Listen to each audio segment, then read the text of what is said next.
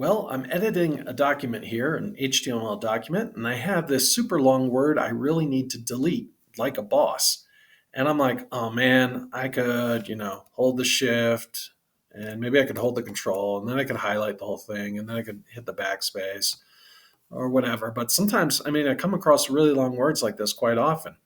What I can do is just double click on it and then hit backspace. Okay, so how did I highlight the entire word by just double clicking on it? Is this a feature built into the Pulsar text editor? Well, not quite yet. Or I don't even know if they have plans to build it in at all.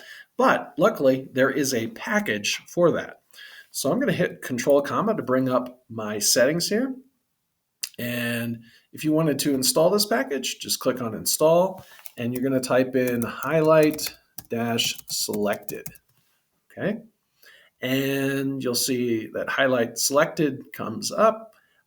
For me, I've already installed it, but you would have the option to install this package, and then you could quickly click on a word and get rid of it using this package. So I hope you found this video interesting. If you did, please give it a like and maybe consider sharing it and possibly subscribing to the channel. Thanks for watching.